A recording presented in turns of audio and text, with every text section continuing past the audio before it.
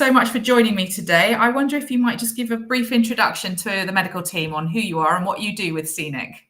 Sure, Liz. It's first of all, it's an honor and pleasure to be here with you and chat with everybody. And so I'm the Director of Discovery Operations for Scenic. I actually started my Scenic career on the launch of Scenic Eclipse back in 2019, even though I've been with the company since 2018. And I was the first discovery leader on board.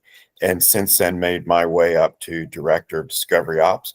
But I've been in the outdoor industry for 43 years. And I've also not only been a guide since I was 17, but I've been involved in wilderness and urban search and rescue for over 40 years as well, locally as well as internationally. Amazing. I think what's going to be brilliant for this discussion is understanding the importance of what the discovery team do and how much it is an intrinsic part of the services that are delivered.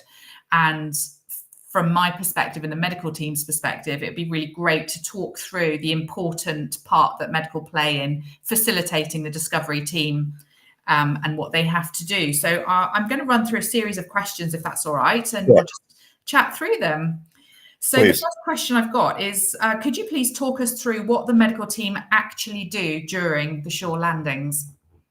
Yep. So on the shore landings, it's so imperative and important that there's one of the medical teams on shore with the remote medical pack, because, you know, while the discovery team is, whether they're human signposts when we're allowing free roaming of the guest, or the fact that they're doing guided excursions with the guest, whenever there's a medical issue, we need that medical team with that medical pack to do the initial assessment stabilizations.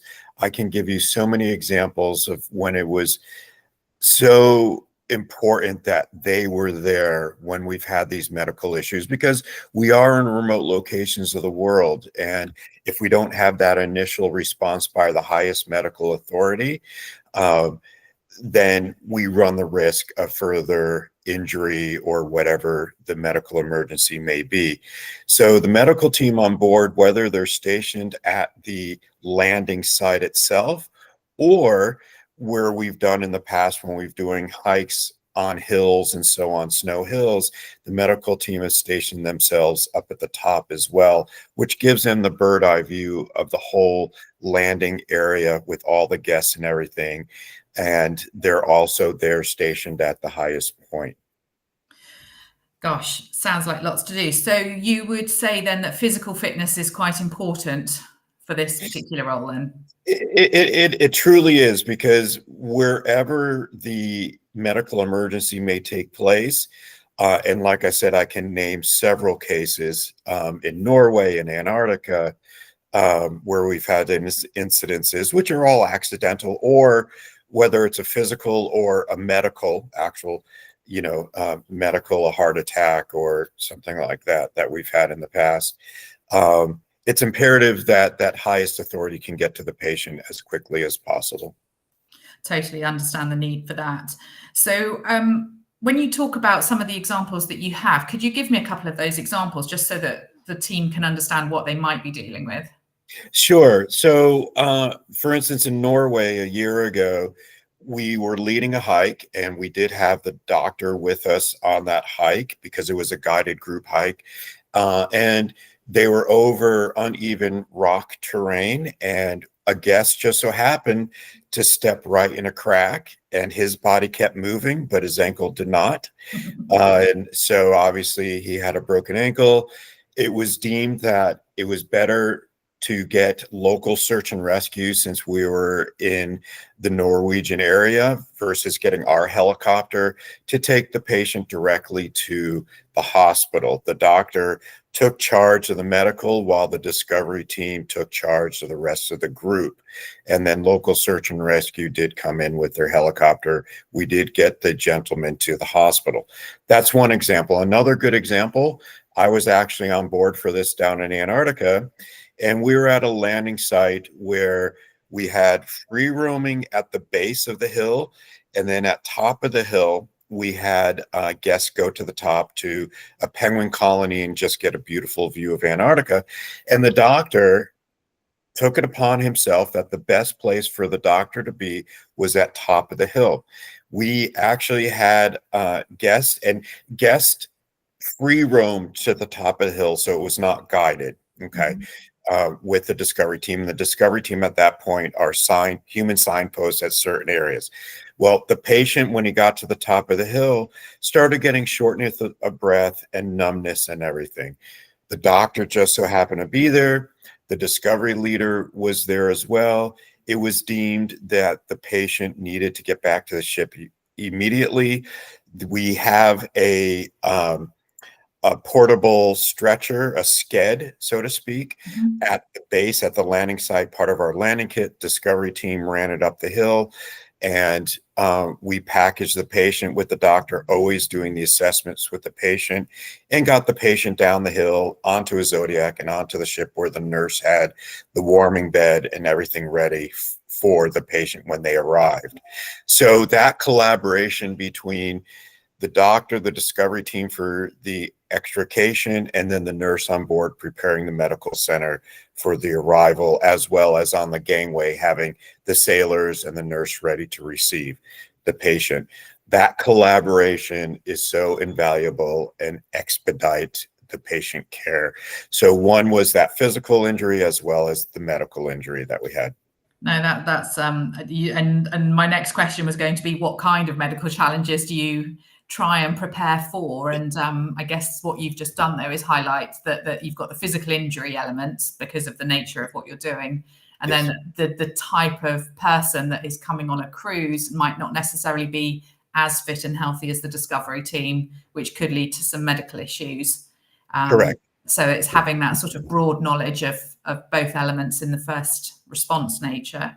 Yes, if I may just add, the discovery team does have medical experience is required. Now, their medical background varies because we have the doctor and nurse on board. We no longer require a WFR, wilderness first responder. What is required is basic first aid. Now, majority of my discovery team have woofers. Some of them are actually higher paramedic or even doctors themselves that have given up their medical career to do what they do. So they don't have, they're good first responders, but what we do, we need that higher authority, the doctor or the nurse on shore, to take care of the patient while the discovery team then takes care of the extrication and getting it back to the ship or whatever, and having that collaboration. Now, yes, they have the capability of doing the quick initial first response, initial stabilization, but they just have a basic first aid kit with them. The medical kit that you and I purchased for the medical team has the more stabilization equipment, whether it's a physical injury or a medical injury issue. That's where we need the doctor and nurse to take care of that while the discovery team takes care of the extrication. Well, no, I mean, that makes perfect sense. And just touching on the kit side of things, that's a really interesting point, because sometimes there's a concern about how much kit should they be taking. So actually, one of the pieces of work we did this year was to have a minimum basic kit. Anything that we feel they need to add in on top of that, depending on what you're doing, is absolutely fine. But we have a minimum basic level now that they have to carry to be essentially compliant with the latest protocols, so that we're covering the sort of what we call the A to E assessment of a sick and injured patient. So, go on. Oh, sorry. Along those lines too, obviously the definitive care, which is the medical center back on the ship, correct? So the ship is never that far away from land, and a Zodiac or a helicopter is right there. Even if the patient is on a hike, if the doctor or nurse requires additional equipment, O2 or whatever, obviously the nurse can build that kit, get it on a Zodiac, get it to the Discovery team, and they can run it, or the helicopter can drop it off.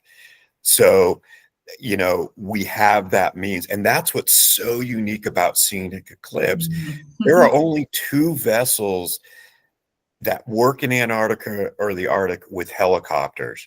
So we have that asset that no one else has to get that additional kit to the team in the field to then get the patient where they need to be back on the ship. Well, no, and I really love that, because actually it makes me think about the question of IATO's sort of overarching policy that all people using these regions have to be as self-sufficient as possible and not to put too much additional pressure on local infrastructure, which is limited at best. So yeah. I'm wondering, you know, part of this providing medical cover on landings, that must be helping to take some of the pressure off local services should something happen, because yes. we have a medical team member who knows what they need to do initially, but also knows what extra kit they can ask for. And the fact that we can now bring it out to them is, you know, it just means we're not relying on another element of a local infrastructure to support the activities that are taking place. Does that have an impact on your insurances and permits then, that level of medical cover, or is that something separate? The impact is it makes it much easier to get our permits. Okay. To be honest with you, it plays such an intricate part globally for us. Having that medical care on shore with the Discovery team actually makes a huge difference, because when I'm seeking permits, landing permits in remote areas in the South Pacific, for instance, mm-hmm. or whether it's in the polar regions or wherever we may be, this is written into our permit applications, having that medical team, but also having a medical clinic on board, which makes a huge difference. And I'm sure, as you know, we've assisted remote islands in the South Pacific with medical care and medical equipment before, because we can. Mm-hmm. And we've helped them out many a times as a good faith gesture when we're working with remote locations, which then allows us as an expedition ship to go to these remote places as well. And that's so key for our permitting. So not just in the polar regions, but also in remote tropical regions. Makes that difference. And a great way to build relationships with the local population as well, to make you welcome in the future. Yes. So just looking through the other questions that I think come up quite regularly, I'm thinking about the training level, and you mentioned about the wilderness first response course that a lot of the Discovery team have. If you do have retired doctors, you know, whose registration has lapsed, or paramedics that are working on part of the team, I'm assuming that doesn't take away the need for one of the ship's doctors or nurses to be part of the team, because of the insurances of having somebody who's employed in that role. Does that sound fair? Yes, you're absolutely correct about that, because the medical knowledge is the highest knowledge. It supersedes the Discovery team's medical knowledge and care, right? Because we have to think about this. If the patient died, poo, but, you know, we're going to go to court. Yeah. And having that highest medical authority and us doing everything to our protocols, having that person on shore assures us in the court of law that we've done everything we can with that definitive care properly. If a doctor or nurse was left on the ship and it was left to the Discovery team, the first question is, why was there not your doctor or nurse on shore with that patient? Then we're screwed. Correct. So it not only plays with the patient care, it also helps the Discovery team's confidence knowing that that doctor or nurse is on shore. And also it protects us in a court of law that they are on shore. Now, the way we've always worked it in the past, they do shifts, they rotate. the doctor and nurse because you got to remember the discovery team are out there for 8-10 hours all the time. They're not rotating, they're in the elements, but it gives the leeway for the doctor and nurse to rotate, go back to the ship, warm up, get hot drinks, whatever. So you got to think about that too with the discovery team in the cold elements in the polar regions. Their dexterity, they're getting burned out, being out there for so long and having that fresh medical. Now granted, adrenaline plays in, but we can't assume that, because once again, in a court of law, that won't go anywhere. The other thing, if I can just mention, especially when we're in East Antarctica, we fly remote locations, for instance, the inland dry valleys, where we're out there for 10, 12, 14 hours, flying guests back and forth to have a unique one-of-a-kind experience, because no other ship has the helicopters to do that. But that's where the doctor and nurse, for instance, can do 4-hour rotational shifts out there or whatever deemable. But because they're so remote, and the fact that if a katabatic wind came up and the helicopters can't fly at the moment, we're remote, we're on our own, and we need that medical person with the discovery team, with the guest, because now we have a remote camp situation. So that's, once again, lends to the imperative of having that medical care in those remote locations. No, that makes a lot of sense, actually, and I don't think I'd realised just how much, how far you can end up in a situation where you become isolated almost from the rest of the ship, and medical cover then would be super important. So when you are planning the excursions ashore, the landings, is this something where you look at what you're doing, the time that you're away, the remoteness of what you're going to be doing, the guest demographic, sort of their age, their health generally, and mobility? Do you always have to have medical cover, or are there times where you sort of just look at it and go, actually, we're only going ashore for 3 hours, we're not going very far, we don't need it? And how does that work? How do you decide? That's a great question, and it's an irrelevant question, because shit happens and anything can happen. So whether we're on shore for 20 minutes or for 10 hours, if something is to happen, we need that medical team on board, on shore. And that goes, when the discovery team is on the ship, whether we're in discovery mode or we're on expedition mode, because remember, we have the multiple modes. So when we're in discovery mode, there's certain days when we're alongside and guests are just doing shore X, local free choice excursions. It's not needed because they're with local guides, local groups.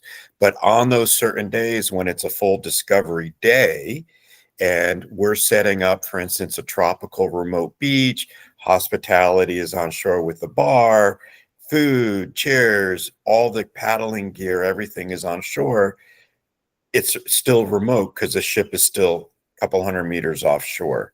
And if someone was to have a heart attack or trip and fall or break a leg, whatever, we still need that medical coverage on shore. So regardless, whenever we set up a remote location and the ship is at anchor, we need someone there. So when the medical cover is being provided, then can you just run me through how it's organized on board? Like, who should the doctor or the nurse be communicating with to make sure that they are always aware of when they're needed, whether or not they can do shifts and things like that? Who are their points of contact for that? That would be the staff captain, because the staff captain does oversee it, the medical as well. And the staff captain coordinates with the discovery leader, discovery team, and medical team. Now, the doctor and nurse should normally always collaborate very closely with the discovery leader and the assistant discovery leaders, because not only for the scheduling for the day, but also training, because we do require and ask for medical training on the ship. So every time, for instance, we start the polar regions, we always like to do sked packaging training with the medical team as a refresher training all the time with the medical team, because that just builds the camaraderie, the collaboration right away with medical and the discovery team because they work so closely remotely. And if the discovery team needs replenishment of a kit, they're going to go to the medical team for that already. So it's a joint collaboration with staff captain and the discovery leader and assistant discovery leader and the medical team. So is that training built into the training matrix on board? So Yes. it's seen. It is excellent. Good. Okay, that was just a personal question from me. Yeah. Because I wanted to make sure. We have a vast amount of training resources as well that Right. we can throw into this if it's required. Of course. Um, and the team always asks for it, and then of course, the discovery team always practices man overboard a Zodiac, right? And we don't just throw a dummy overboard; we actually throw a person overboard. And so it's not required for a medical team to be there because that is a first responder issue with the discovery driver, so to speak. But of course, right away they radio in man overboard, man overboard. They get the patient out of the water on the Zodiac, and then the medical team on board is alerted right away, and they're prepared for the arrival of that. Now, for clarity too, we do Zodiac cruises, and especially for our new doctors and nurses, there's a difference. If you have not spent time on an expedition ship, we have landings and then we have Zodiac cruising. The landings is where we absolutely need a medical person on shore. A Zodiac cruise is when we take the guest just cruising in the Zodiac for whale watching, wildlife watching in the polar regions, looking at beautiful icebergs and so on, but we never go to shore. It's your choice, which I highly recommend, to go on a Zodiac cruise because it's just beautiful and everything to go out there, but you don't need a medical pack, because the thing is, if we have a medical issue, the Zodiac will go straight back to the ship. But I just want to explain, on a Zodiac cruise, it is not required to have medical personnel, because the Zodiacs, even though they team up, it's always 2 Zodiacs per team, sometimes 3, but they disperse all over the place, right? But on a landing, it's when we're all together. So I just want to differentiate. It is not required on a Zodiac cruise versus a Zodiac landing.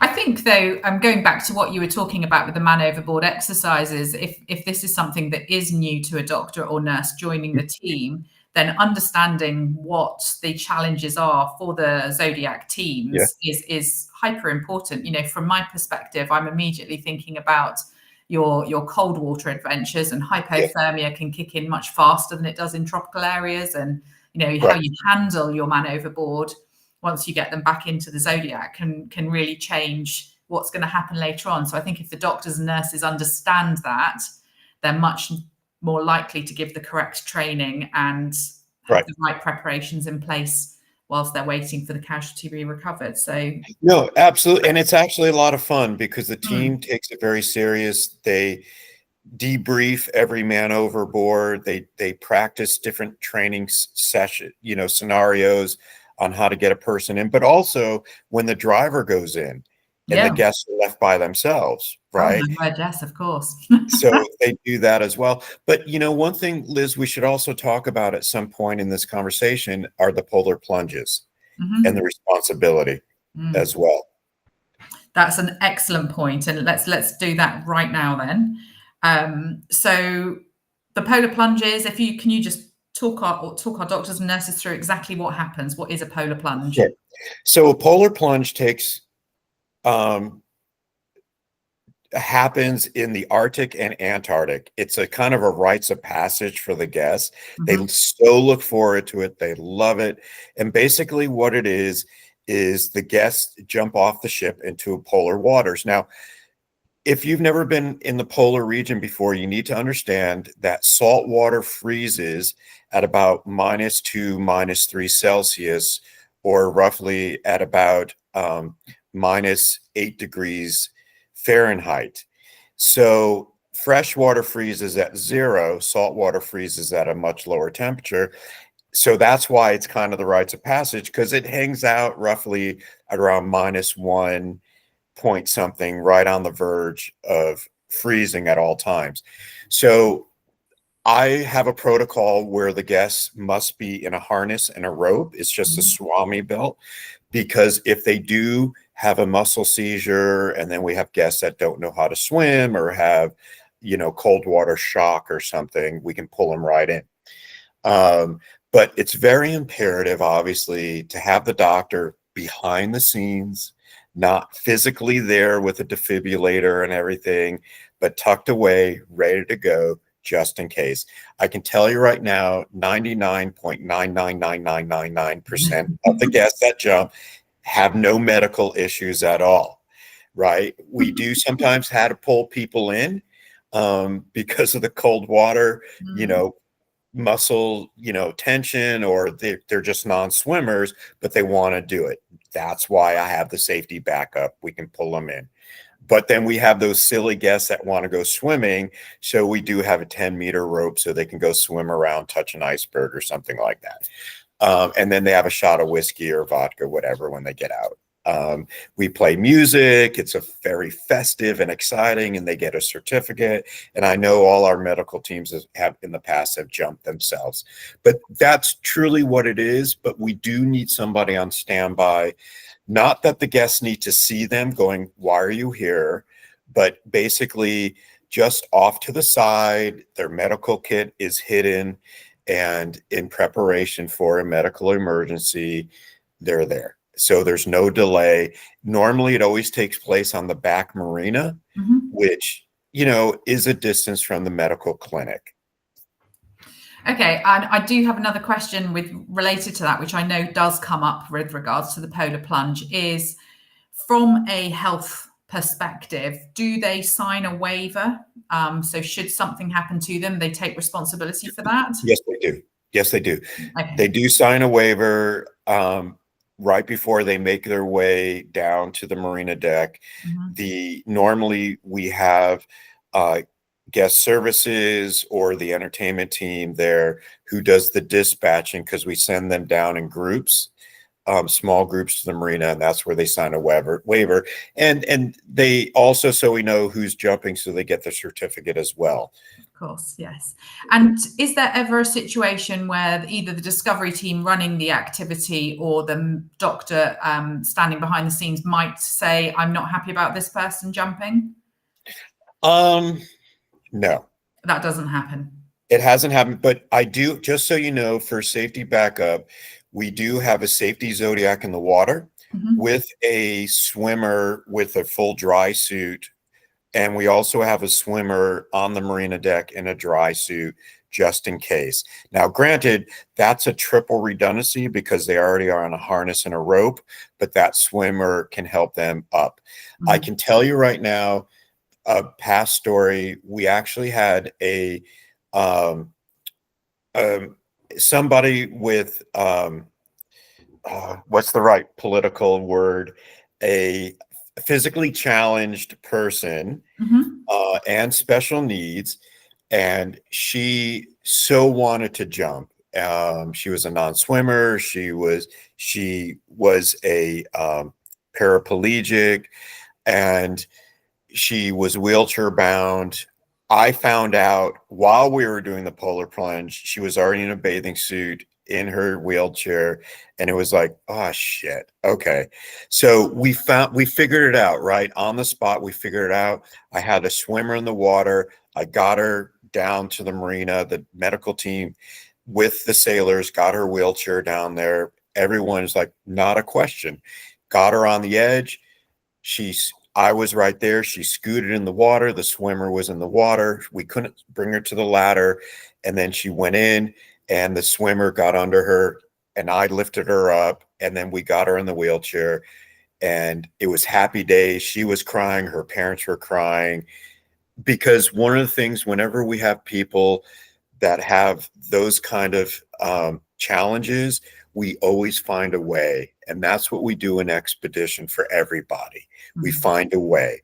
That's one example. And if I may just give another example, where we've had elderly people in their 90s, others, mobility, that's the word I was looking for, mobility issue people On Zodiacs, they may not get to shore, but we'll send extra discovery or sailors in a Zodiac to give them a Zodiac ride along shore or whatever. Or the medical team has done things for us where they set up a medical chair on shore so we can get the guests to shore and they can sit and be part of the experience as well. And that's how we've collaborated with the medical team with some of our mobility issue guests, but we find a way.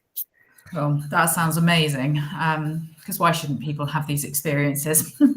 It's so important to never leave somebody behind, to No. have that shared experience, and we find a way. And the discovery team works with the medical team to collaborate to find a way. Amazing. So I think, I mean, my last question, I feel like you've already answered it really, which is what is the bottom line for, you know, what does it mean for the landing ops if the medical team do not provide cover? But the message I'm getting is that essentially they have to have the cover because you have to have that level of medical care available at all times in order to carry out all the adventures that you go on. It's not only part of our permitting, it's part of our SOPs, it's part of our directives and everything. So there's no question. There has to be one of the doctor or nurse on a rotational basis being on shore. It's required. There's no other way around that. I can't sugarcoat it. We can't make leniencies. When we're in discovery mode on a discovery day on shore, even if it's in a tropical beach where we set up a remote tropical experience for the guests on the beach itself, even though the guests are drinking Mai Tais, we need a medical person on shore. If somebody had a medical issue or a trauma issue, and same thing in the polar regions, it's part of the requirements, it's part of the permitting, it's part of our licensing and our insurance, that medical person is there, because in a court of law, someone's going to own the company if that person is not there at the end of the day. Totally understand that. Okay, brilliant. I think from my perspective then, sort of if I was to summarize this conversation, it's that the medical team are a critical part of the landings ashore. Yes. And without them, we're simply not following our own SOPs. We're not following our own applications for permits. Or directives, correct. Insurance directives and everything. Yeah. Yes, correct. And we're not also providing the level of care that the guests deserve and the discovery team members deserve if they're working long shifts. Correct.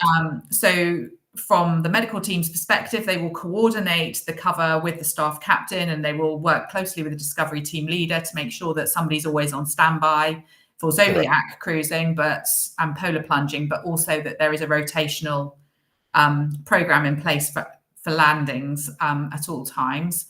And also that they are making sure that they are carrying out training that allows them to work across the disciplines. So, you know, that the assisting the discovery team with packaging a patient and communications with the ship to get things ready for when the guest or the discovery team member who is injured comes back. So actually it's a real sort of multi-departmental response effort. And I think what we can do from the very early parts to try and help them prepare for that is share this Q&A session so that they have a better understanding. I've got a lot more answers now, which is brilliant for me as well.